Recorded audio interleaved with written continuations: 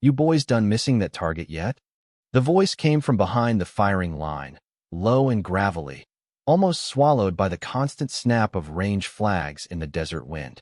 A few recruits turned immediately, irritation flashing across young faces already bruised by frustration and heat. Fort Ridgeline baked beneath the late afternoon sun, the air above the rocky hills shimmering in distorted waves that made the distant steel target dance like a mirage. Empty brass crunched beneath combat boots.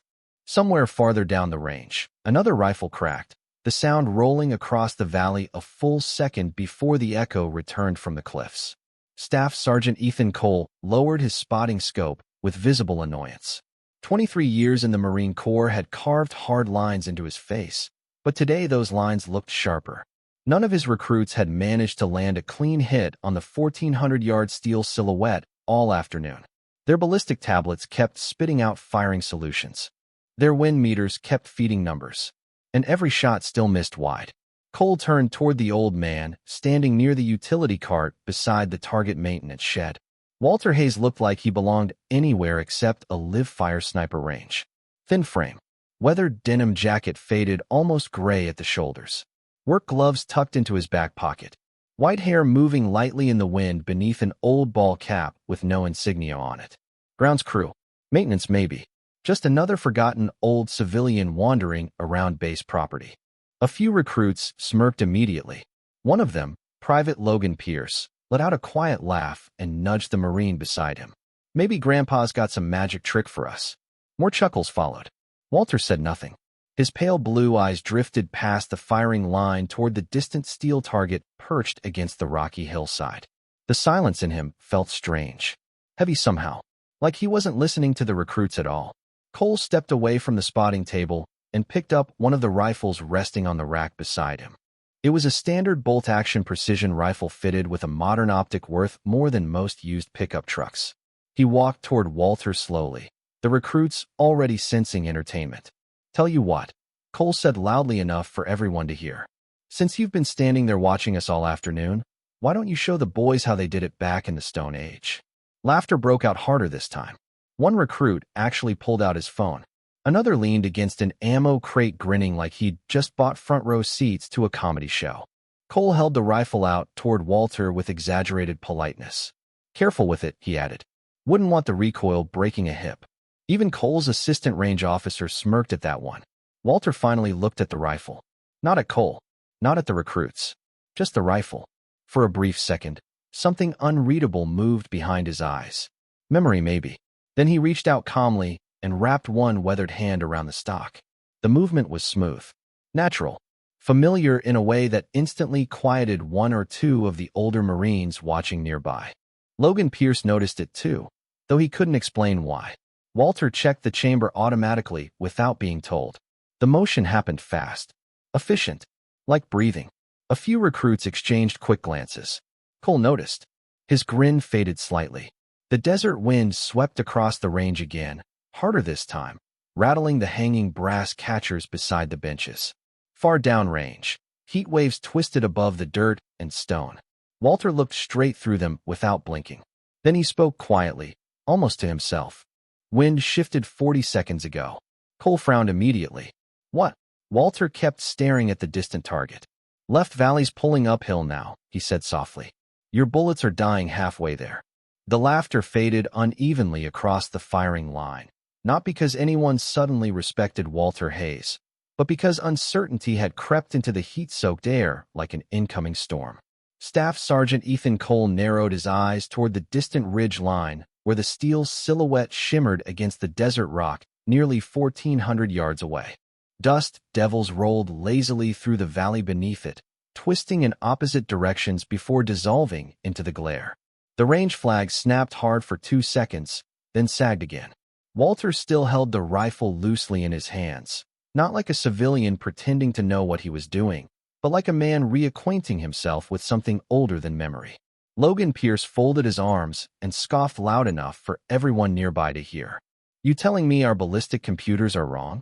Walter glanced down at the rifle scope for only a second before looking back toward the hills. "No," he said quietly. "I am telling you they only see one part of the problem." A few recruits exchanged looks. One snorted under his breath. Another muttered something about old men and conspiracy theories.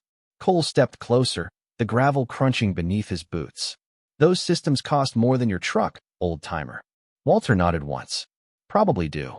The answer caught Cole slightly off balance. There was no challenge in the old man's voice. No defensiveness. Just calm certainty. The kind that irritated confident people more than arrogance ever could. A hot gust rolled across the range carrying the dry scent of dust, gun oil, and sun-baked metal. Somewhere behind the firing line, an empty brass casing rattled across concrete before disappearing beneath a bench. Walter slowly lifted the rifle, checking the optic without rushing. The recruits watched with growing amusement as he adjusted the stock against his shoulder. Logan grinned wider. Careful with the buttons there, Grandpa. That scope probably has more technology than the moon landing. More laughter. Walter ignored it completely. His eyes remained fixed downrange. The silence around him felt increasingly unnatural now. Focused. Heavy. He shifted his stance slightly and tilted his head just enough to study the heat mirage dancing above the valley floor. To everyone else it looked like meaningless distortion. To Walter it moved like water currents beneath glass. See that shimmer halfway downrange? He asked quietly. Nobody answered at first. Cole finally shrugged. Heat waves. Walter nodded once. 3 layers. Logan rolled his eyes immediately. Here we go. Walter pointed calmly toward the canyon cutting through the left side of the range. Wind drops there. Then climbs. Then cuts right once it clears the rock shelf. One recruit lifted his spotting binoculars almost involuntarily and stared toward the valley. The mirage did seem strange now that someone mentioned it. Like the air itself was flowing in different directions depending on distance. Cole noticed the hesitation spreading among his recruits, and his patience thinned immediately. Enough. He gestured sharply toward the target line. You want to impress everybody, go ahead and shoot. Walter lowered the rifle slightly. I was not trying to impress anybody. That answer irritated Cole even more than the comments about wind. He stepped closer, voice harder now. Then what are you doing out here? For the first time, Walter's eyes drifted away from the range itself. They settled briefly on the distant mountains beyond the firing lanes, blue-gray beneath the afternoon haze. Rotor noise echoed faintly somewhere miles away from another section of the base. The sound seemed to pull something old through his expression. Something tired. Listening, he said softly. Logan laughed again, though weaker this time. Listening to what? Walter looked back toward the target. The steel silhouette swayed almost invisibly in the shifting wind. The bullet before it misses. The firing line stayed quiet for several long seconds after Walter Hayes spoke. Not respectful quiet. Uncertain quiet. The kind that settles over young men when confidence starts slipping through their fingers and they do not yet know why. Heat shimmer rolled across the valley in thick waves, bending the distant steel silhouette until it looked almost liquid against the rocky hillside. Staff Sergeant Ethan Cole finally exhaled sharply through his nose and folded his arms. You done giving philosophy lessons? The recruits laughed again, grateful for permission to return to familiar ground. Logan Pierce leaned against the ammo crate beside the spotting scopes, grinning openly now. Maybe the target's got feelings too. Maybe we should ask the wind politely before we shoot. More laughter rippled down the line. Walter did not react. He stood motionless beneath the hard desert sun with the rifle resting lightly in his hands. His faded denim jacket stirred gently in the crosswind. The old man's silence was beginning to bother Cole more than the comments themselves. People usually defended themselves when they were mocked, or argued, or tried to prove something. Walter Hayes did none of it. He simply watched the range like he had seen this exact moment happen before. Cole stepped closer until he stood almost shoulder to shoulder with him. You know how many schools these recruits had to pass just to stand on this range? Walter nodded once. Probably too many. A few Marines snorted at that. Cole narrowed his eyes. You think this is funny? No, Walter answered calmly. I think they are learning the wrong lesson. The answer landed harder than anyone expected. Logan straightened immediately, irritation flashing across his face. What is that supposed to mean? Walter slowly lowered the rifle and glanced toward the line of spotting scopes mounted beside the benches. Expensive equipment. Laser rangefinders. Digital weather readers. Ballistic calculators glowing beneath the sun. You trust all that because it gives you numbers, he said quietly. But mountains do not care about numbers. Logan scoffed loudly. Here we go again. Walter ignored him completely. Every valley lies different. Every rock pushes heat different. Every gust changes shape after it touches terrain. He looked back toward the target. Out there, the bullet stops belonging to you the second it leaves the barrel. The wind picked up suddenly, stronger this time. Range flags cracked hard against their poles. Fine dust swept low across the concrete firing pads. One of the younger recruits instinctively glanced toward his wind meter. Another checked his ballistic tablet again, even though nothing had changed on the screen. Cole noticed it immediately. Hesitation spreading. Doubt. He could not allow that. Enough, he snapped sharply. This is not story time around a campfire. He pointed toward the firing position. If you know so much, then shoot. Walter looked down at the rifle again. The scope shimmered faintly beneath the heat. Slowly, almost absent-mindedly, his thumb brushed along the side of the stock near the rear sling mount. There, buried beneath scratches and worn finish, sat an old gouge in the material. Deep, jagged, like something had torn into it decades earlier. Logan noticed it first. Look at that thing. He laughed under his breath. Did you drag this rifle behind a truck? A couple recruits leaned closer. The scar in the stock looked old enough to have history attached to it. Walter's thumb stopped moving against the gouge instantly. Something changed in his face then. Not anger. Not fear. Something heavier. Far away, a helicopter rotor thumped faintly across the mountains beyond Fort Ridgeline. The sound drifted across the valley like an old ghost carried by the wind. Walter stared at the damaged section of the rifle without blinking. And for just a moment, the desert heat around him seemed very far away. Walter Hayes kept his thumb against the scar in the rifle stock as the desert wind swept across Fort Ridgeline in uneven bursts. The laughter around him faded slowly, not out of respect, but because something in the old man's expression no longer matched the joke. Logan Pierce stepped closer, squinting at the gouge cut deep into the worn material. What even did that? He asked with a grin. You drop it off a cliff somewhere? Walter did not answer immediately. His pale blue eyes stayed fixed on the damaged section of the stock like he was seeing something far beyond the firing line. The distant rotor noise rolled across the mountains again. Low, rhythmic, ancient. Then the desert vanished. The heat disappeared first. Then the dry wind. Then the bright open sky above the range dissolved into a ceiling of thick jungle canopy dripping with endless rain. Walter was 19 again. Mud soaked through his fatigues as he lay motionless against the wet earth high in the mountains somewhere far from any map that officially existed. The air smelled of damp leaves, diesel smoke, and hot metal baking beneath tropical humidity. Rainwater rolled slowly down the walnut stock pressed against his shoulder. Not this modern precision rifle. An old M40 worn smooth by hard miles and harder nights. The gouge in the stock was fresh then. Jagged splinters cut outward where shrapnel had torn into the wood only minutes earlier. Somewhere deeper in the jungle, rotor blades hammered through heavy clouds. Voices crackled over a strained radio hidden beneath a poncho beside him. Young voices. Nervous voices. Marines pinned in a valley below waiting for someone to solve a problem they could not even see yet. Walter remembered the weight of the rifle against his cheek. The impossible humidity clinging to his skin. The way rain distorted distance until every tree looked alive. A spotter beside him whispered numbers through clenched teeth, but Walter barely heard them. His attention stayed fixed on one movement nearly 1,000 yards away through gaps in the jungle. Not a person, not a shape, just a tiny disturbance in the leaves where wind moved wrong for half a second. He remembered slowing his breathing until even the rain sounded louder than his heartbeat. The trigger broke like glass beneath his finger. Silence followed. Not celebration. Not shouting. Just silence. Then the memory shattered apart beneath another burst of laughter back at Fort Ridgeline. Walter blinked once. The jungle disappeared instantly. Dry heat slammed back into his lungs. Dust swept low across the concrete firing pads.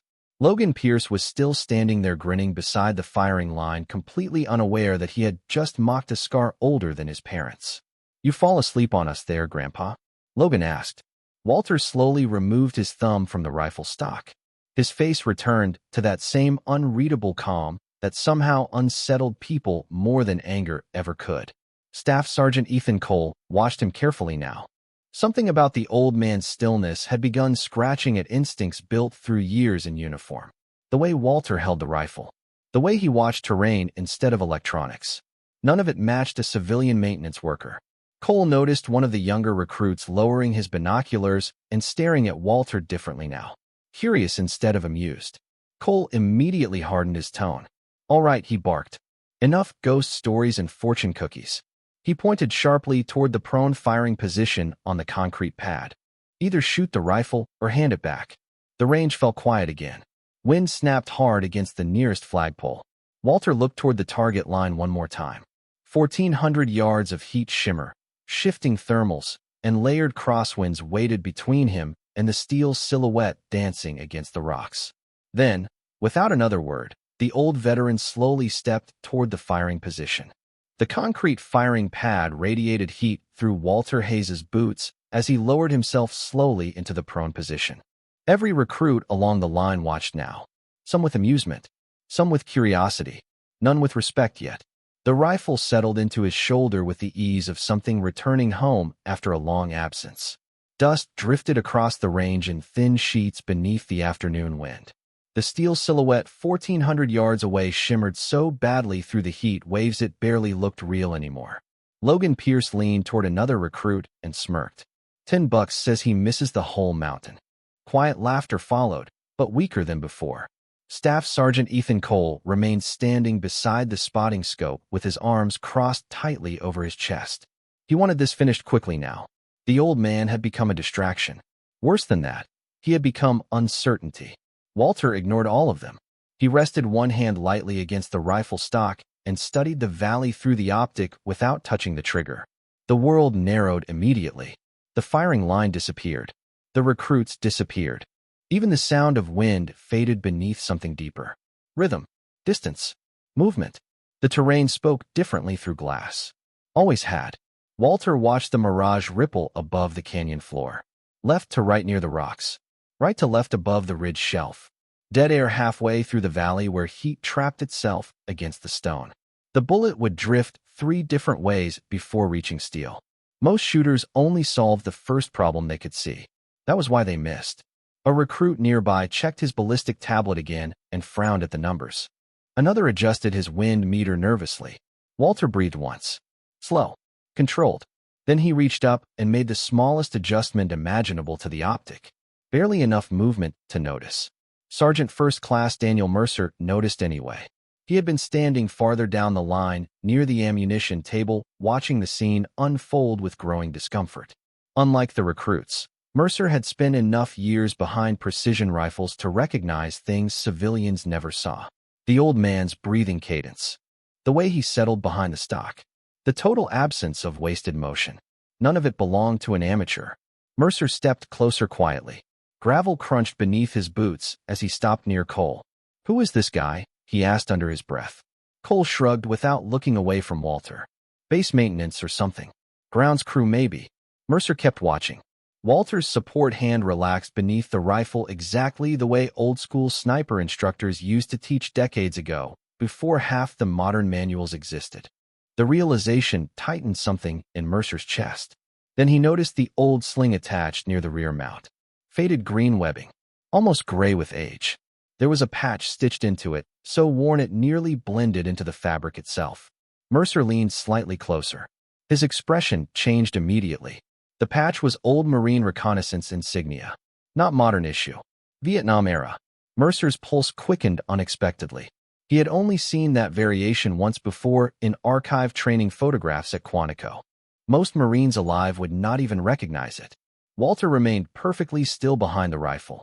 The wind gusted harder across the range, rattling empty casings beneath the benches. Logan laughed again, though quieter now. What is he waiting for? Christmas. Mercer barely heard him. His eyes stayed fixed on Walter Hayes. On the old patch. On the impossible calm settled over the man like stone. Something cold crept into the back of Mercer's mind then. Instinct. The kind built over years around dangerous professionals. He slowly reached for the radio clipped to his vest while keeping his eyes on Walter. "Range control," he said quietly into the mic. "I need personnel verification on a civilian named Walter Hayes." A burst of static answered him.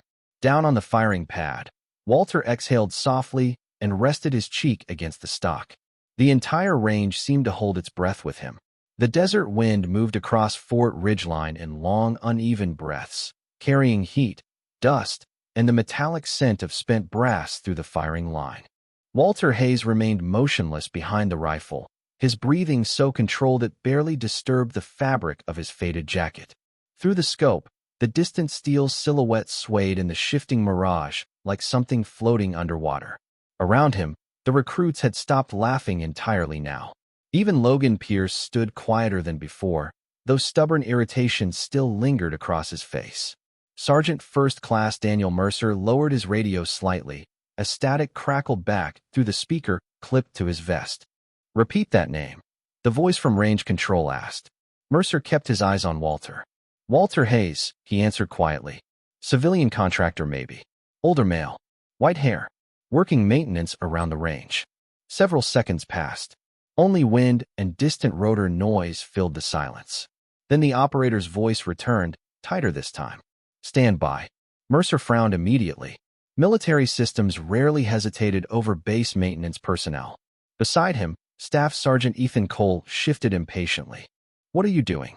Mercer did not answer right away. His attention stayed fixed on Walter's posture behind the rifle. The old man looked less like someone preparing to fire and more like someone listening to terrain speak through glass and wind. Mercer had seen elite shooters before. Marine raiders, recon instructors, competition snipers. The best among them always became quieter before a shot. Walter Hayes had gone completely silent. Logan finally scoffed under his breath. "This is ridiculous." He stepped closer to the firing line. "Come on, old man. Pull the trigger already." Walter did not even blink. His left hand shifted slightly beneath the stock, making another tiny correction no recruit on the range even noticed. Mercer did. The adjustment was almost instinctive, done entirely through feel instead of calculation. Mercer's stomach tightened. The radio crackled sharply again. "Sergeant Mercer," the operator said carefully. "Where exactly is Walter Hayes right now?" Mercer exchanged a quick glance with Cole before answering. "Sniper qualification range." Another pause followed, longer this time. Then came muffled voices in the background. Someone else had entered the conversation at range control. Mercer heard papers moving, a keyboard clattering rapidly. The operator returned, sounding noticeably different now, more formal. "Do not let him leave the range." Cole frowned immediately. "What?" Mercer asked quietly into the radio. "Who exactly is this guy?" The answer did not come immediately. Instead, another voice replaced the operator entirely. Older, sharper, command authority buried deep inside the tone. "This is Gunnery Sergeant Holloway at Headquarters Personnel Archive. Confirm the civilian is Walter Elias Hayes." Mercer looked toward the old man again. Walter remained perfectly still beneath the scope while heat waves rolled through the valley below the target. "Confirmed," Mercer answered slowly. Silence. Then one sentence. "Dear God." Mercer felt the hair rise slightly on the back of his neck. Cole heard it too.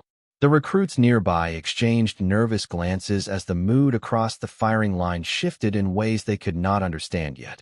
Holloway returned a second later, voice controlled again but noticeably strained. "Sergeant Mercer, listen carefully. Walter Hayes served force reconnaissance during Vietnam. Multiple classified operations. Long-range interdiction specialist." Cole's expression hardened in confusion. Mercer stayed silent. Holloway continued. "There are archive training manuals still used at Quantico based on his field notes." Mercer slowly looked back toward the old Marine lying behind the rifle in the dirt and heat like he had done it his entire life. "There must be some mistake," Cole muttered quietly. Holloway answered immediately. "No mistake." Another pause, then the sentence that drained the remaining color from Mercer's face. "The man on your firing line trained half the instructors who trained your instructors." Wind hammered suddenly across the valley hard enough to snap every range flag straight outward. Walter Hayes finally settled his finger gently against the trigger, and the entire firing line unconsciously stopped breathing with him. The range fell into a silence so complete that even the desert wind seemed distant for a moment. Walter Hayes remained steady behind the rifle, one weathered hand resting against the stock while heat shimmer twisted across the 1,400-yard valley ahead of him.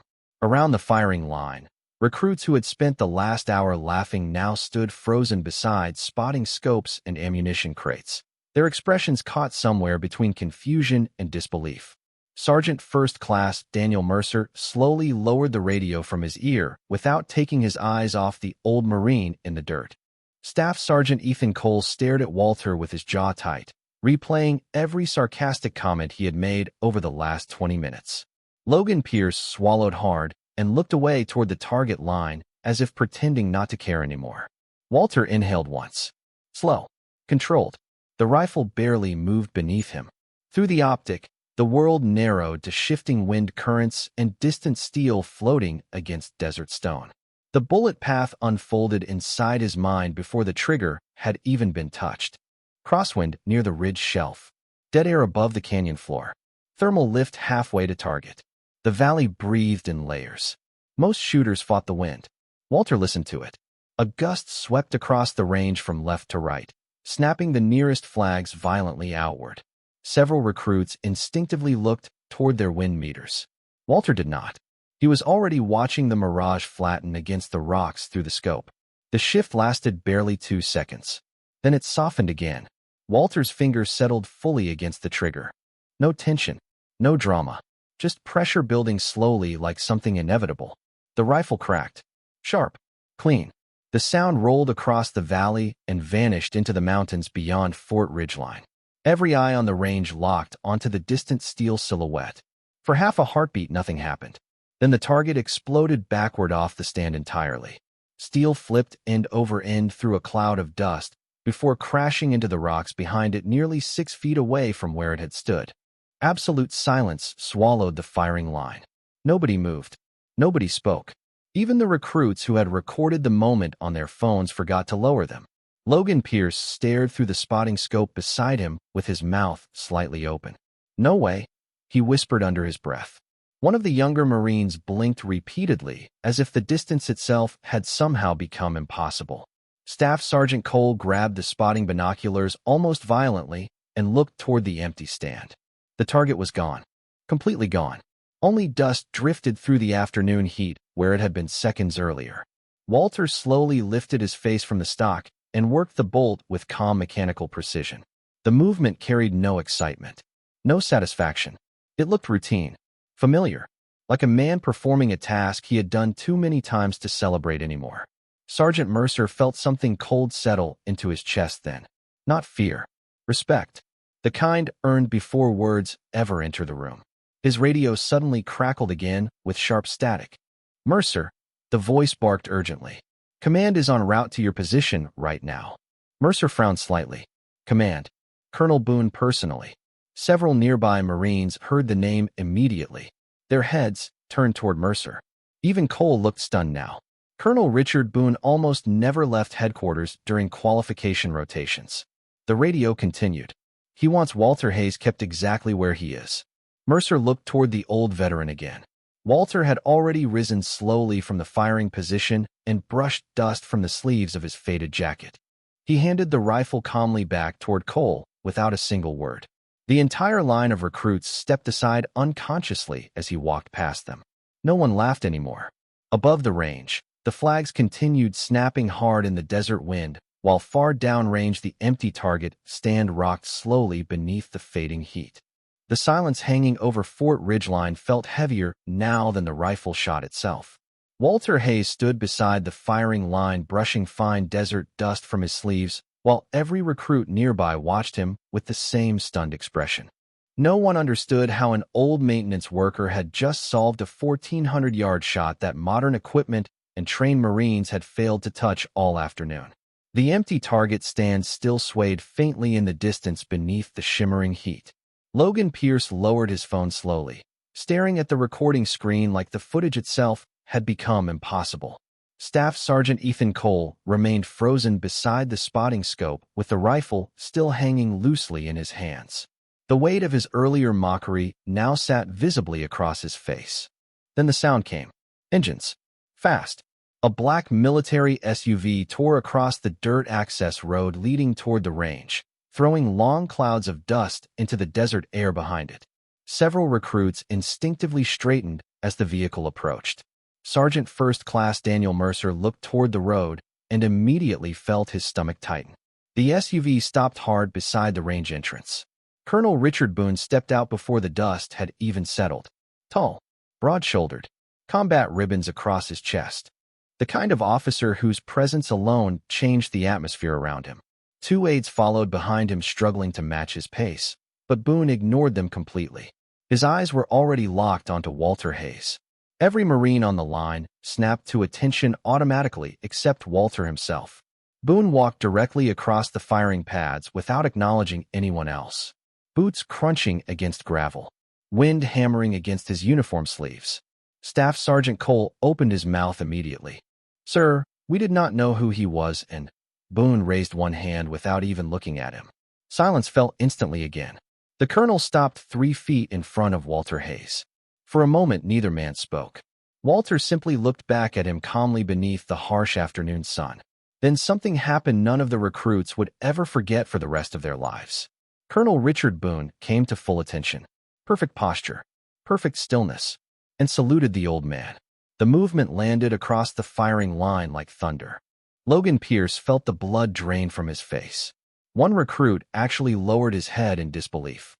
Even Ethan Cole looked physically shaken now. Boone held the salute firmly. "Sir," he said quietly, his voice carrying across the range despite the wind. "It is an honor to finally meet you." Walter looked almost uncomfortable receiving it. He returned the salute slowly, more out of courtesy than pride. "At ease, Colonel," he answered softly. Boone lowered his hand, but his expression never changed. Respect sat there openly now, deep and unquestioned. "Your field manuals are still required reading at Quantico," Boone said. "I studied your wind correction notes when I was a second lieutenant." Several recruits exchanged stunned glances immediately. Logan stared at Walter like he was seeing him for the first time. Boone looked toward the empty target stand far downrange and allowed himself the faintest smile. "Looks like you still teach better than half our instructors." Walter glanced toward the mountains beyond the valley where heat shimmer rolled endlessly above the rocks. "Wind has not changed much," he said quietly. Boone almost laughed at that. Almost. Then his expression hardened slightly as he turned toward the line of recruits and instructors standing frozen behind the firing positions. Every Marine on this range today witnessed something most shooters spend entire careers chasing, Boone said firmly. His gaze settled briefly on Ethan Cole and then Logan Pierce. Skill without ego. Nobody moved. Nobody spoke. The desert wind swept through the firing line, carrying dust and silence together beneath the blazing sun. Boone turned back toward Walter again. "Headquarters would like to speak with you, sir." Walter shook his head gently. "No need for all that." Boone studied him quietly for a moment before nodding once with understanding. The old veteran had already begun stepping away from the range before anyone else realized the moment was over. The wind continued rolling across Fort Ridgeline long after the moment should have ended. Dust drifted low across the concrete firing pads, while the empty steel stand swayed alone in the distance beneath the desert heat. Walter Hayes walked slowly toward the maintenance shed at the edge of the range with his hands resting loosely inside the pockets of his faded jacket. Behind him, nobody returned to shooting. Nobody even spoke above a whisper. The recruits stood scattered around the firing line staring at the old Marine as if movement itself might somehow break whatever had just happened there. Colonel Richard Boone remained near the benches watching Walter go with the quiet respect usually reserved for history itself. Staff Sergeant Ethan Cole finally looked down at the rifle still in his hands. The same rifle he had handed over like a joke less than an hour earlier. Now it felt strangely heavier. Logan Pierce stood beside the spotting scope with his jaw tight and his face pale beneath the afternoon sun. He replayed every sarcastic comment in his head one after another, each one sounding smaller than the last. Sergeant First Class Daniel Mercer slowly exhaled beside him. "You boys just learned something most Marines never do," he said quietly. None of the recruits answered. Mercer looked toward the distant mountains beyond the range where heat shimmer danced across the ridgelines. The dangerous ones are usually the quiet ones. Far ahead, Walter reached the small utility cart parked beside the maintenance shed. He stopped there for a moment and rested one hand against the worn metal frame. The desert wind moved softly through his white hair. Colonel Boone stepped away from the firing line and walked toward him alone. No aides, No ceremony. Just boots crunching across gravel beneath the fading afternoon sun. When Boone reached him, Walter still had not turned around. "Sir," Boone said respectfully, "there are instructors at Quantico who still quote your field notes word for word." Walter smiled faintly at that, though the expression carried more weariness than pride. "Paper survives longer than people," he answered softly. Boone studied him quietly. "The Corps owes you more than a maintenance job at a rifle range." Walter finally turned then. His pale blue eyes looked calm beneath the harsh desert light. "The Corps gave me enough already." Boone did not argue. Some men carried humility the same way others carried rank. Impossible to imitate. Behind them, the recruits remained frozen near the firing pads, watching from a distance. Logan Pierce suddenly stepped forward before he could lose the courage to do it. The others looked at him in surprise as he crossed the gravel slowly toward Walter Hayes. His earlier confidence was completely gone now. When he stopped in front of the old Marine, he struggled for words at first. "Sir, I did not know." Walter looked at the young recruit for a long moment. Wind snapped sharply against the range flags overhead. "You were not supposed to," he said calmly. Logan lowered his eyes briefly, ashamed now of the laughter and jokes that had seemed harmless only an hour ago. Walter glanced back toward the distant target range where heat waves still rolled through the valley in endless layers. "Out there," he said quietly, "the wind does not care how old you are. It does not care about rank either." Logan listened carefully now. Every recruit did. Walter continued softly. "Patience matters more than pride. Pride makes men rush the shot." Silence settled across the range once more. Deep, heavy, respectful. Walter gave the young Marine a small nod and turned away again.